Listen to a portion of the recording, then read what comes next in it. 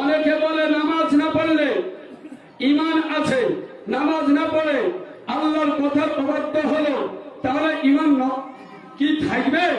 Brother ইসলাম, নামাজ পড়ে না ঈমান আছে, এটা আবার কেমন কথা? ঈমান তো আলাদা জিনিস। ঈমান আগে, তারপরে তো নামাজ। ঈমান আছে বলেই তো নামাজ পড়তে হবে, ঈমান আছে বলেই তো নামাজ পড়তে হবে। যার ঈমান নাই সে কি নামাজ পড়বে?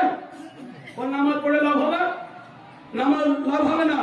তো নামাজ না পড়লেও ঈমান আছে, তোকে আপনি বলেন ঈমান আছে বলেই তো নামাজ পড়তে হবে। ঈমান না থাকলে নামাজ পড়তে বলার কোনো কারণই নাই। ওই ঈমানকে হেফাজতে রাখার জন্য আমলের প্রয়োজন। যেমন একটা আম গাছ জমি লাগান, এটাকে হেফাজতে রাখার জন্য বেড়ের প্রয়োজন, জাফরির প্রয়োজন, নেটের প্রয়োজন। তার ওই গাছটা হেফাজতে থাকবে। ওই রকমই ঈমানকে হেফাজতে রাখার জন্য, আপনার সুরক্ষার জন্য নামাজের দরকার, রোজার দরকার, হজ ও যাকাতের দরকার। ঈমান যে ঘাটতিতে চলে যাচ্ছে তার একটা কারণ হলো এই যে ওর মুখ থেকে এই কথা বের হচ্ছে ঈমান, নামাজ না পড়লেও ঈমান আছে, ঈমানের আস্তে আস্তে ঘাটতি আসছে। এই কারণে এই কথা বলছে, যে ব্যক্তি যত বড় ঈমানদার হবে সে ব্যক্তি তত নামাজ আদায় করবে। নাকি সে ব্যক্তি তত নামাজ আদায় করবে। সব চাইতে বড় মুমিন, শানদার মুমিন, মহা সম্মানের অধিকারী মুমিন তিনি হলেন আপনাদের নবী, আমাদের নবী আকা মাওলা সাল্লাল্লাহু তাআলা আলাইহি ওয়াসাল্লাম।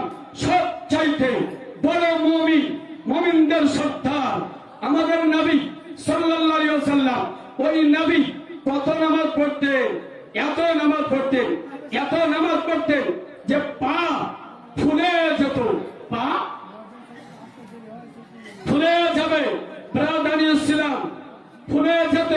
তাহলে বোঝা গেল নবী পাক এত নামাজ আদায় করতেন, তো নবীও তো মাপ পেয়ে যেতেন। নবী মাপ পেতেন না?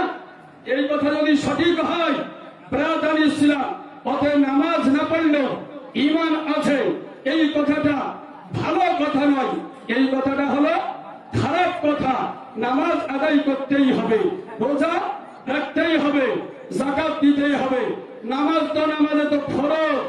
মুমিন যদি হয় নফলও পড়তে হয়, সুন্নাতও পড়তে হয়, ওয়াজিবও পড়তে হয়, তাহাজ্জুদও তো আদায় করতে হয়, যদিও ওগুলো জরুরি নয়।